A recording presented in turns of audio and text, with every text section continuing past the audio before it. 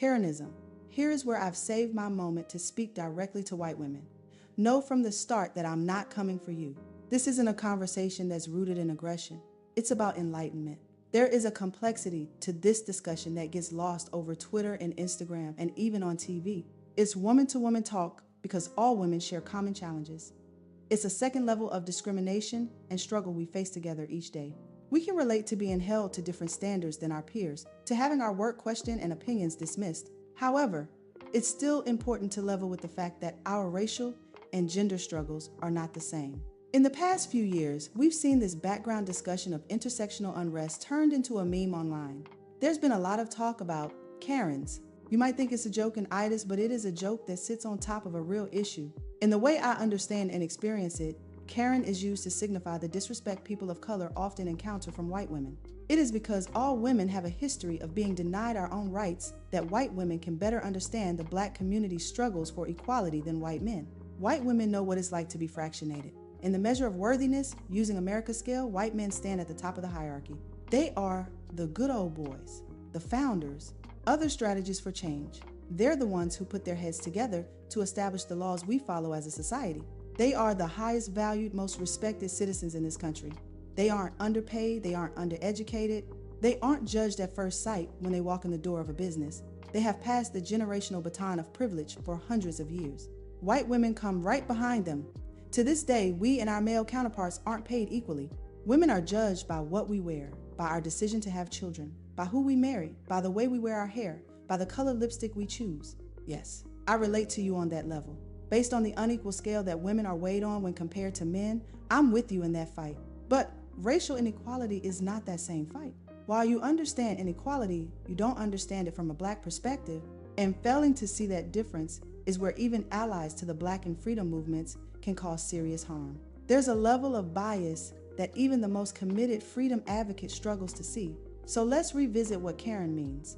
A Karen is a white woman who uses her white privilege as a weapon. There are two types of Karens.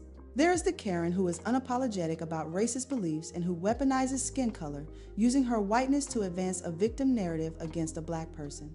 We see this every single day. This is one of the instances of racism that social media has called out and put a spotlight on, but it is not a new innovation.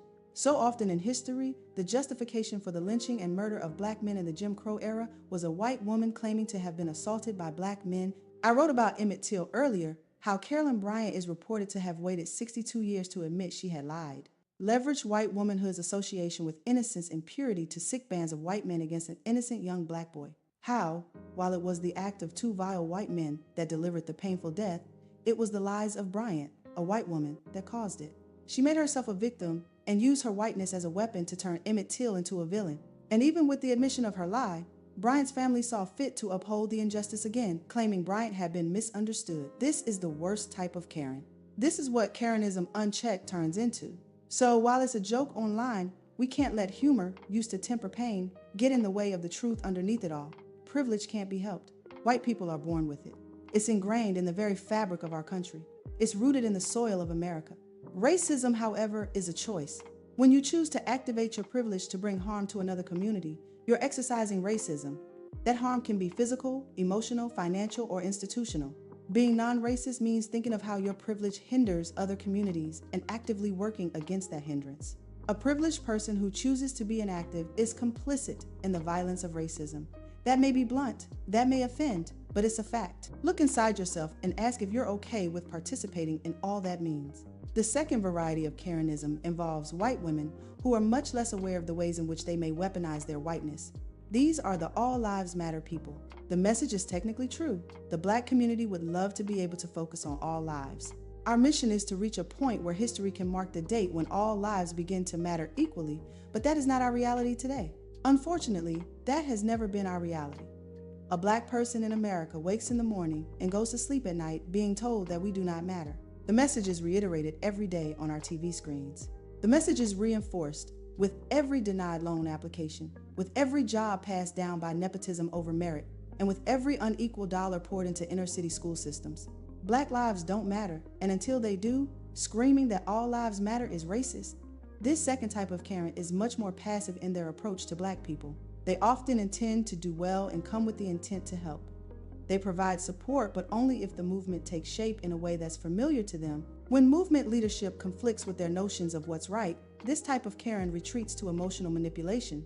When in conflict with a brown or black person of color, the passive-aggressive Karen uses tears and even lies to gain emotional leverage. While not overtly racist, this approach reinforces stereotypes that black people are aggressive. This was my experience while planning the Women's March on Washington.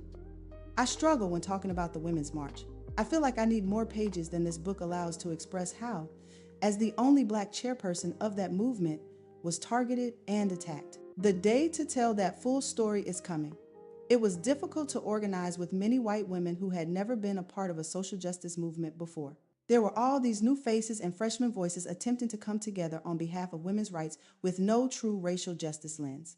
In particular, I got concerned early on when I saw a lack of awareness around the racial issues that sit alongside the women's rights issues we targeted.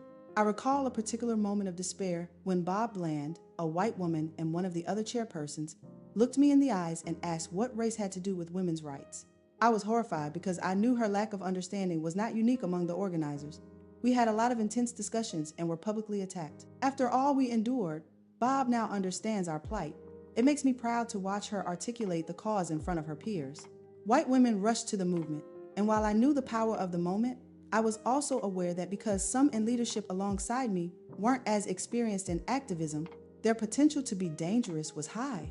They had no real understanding or commitment to Black life. They thought they could relate, but their connection to our struggle was not rooted in substance. If you haven't dealt with racism that's close to you, you can't adequately address the racism of the world. You don't know what it feels like.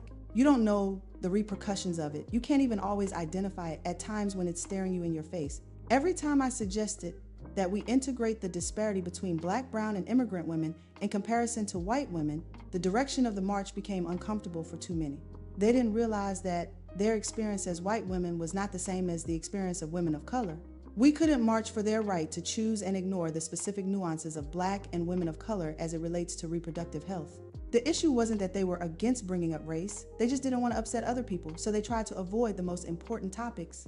We rejected this, and when we demanded that the Women's March be inclusive of our issues pertaining to womanhood and race, I got labeled as the angry Black woman in the room, accused of being divisive. Women of color contend with the issues of reproductive health, lower wages, and prejudice against us in our childbearing years. Those prejudices are universal. White women and women of color relate on those issues, but there is a subset of challenges that apply after the universal needs for women have been met. For instance, Black women are paid less than white women in corporate America. Black and brown women receive lower quality gynecological care. They often have no access to health insurance or even a regular doctor to rely on. White women wanted to protest, but they didn't want to put all our issues on the table. They came to the table but weren't prepared to sit through every course of the meal, and when something served wasn't to their taste, they became uncomfortable. In the face of a Black woman demanding representation of issues that plague women who look like me, I became the villain of that movement. The Karens helping to organize this massive movement were perpetuating the very inequality we were supposed to be protesting. Of course, this is not about every individual white woman who helped organize the march. My truth relates to how people operate as a group. It was one of the most trying times of my life, one that I still haven't recovered from professionally, emotionally, and politically. It is a time that I prefer to let other women speak on, because when I've spoken, my words have often been misconstrued and used against me. I hand these pages over to my sister and accomplice, Linda Sarsour, a woman who walks shoulder to shoulder in the movement for Black lives. She is a feminist, a Palestinian-American activist, and fellow co-chair of the Women's March. She is a woman who understands that equality is a privilege that should be universal.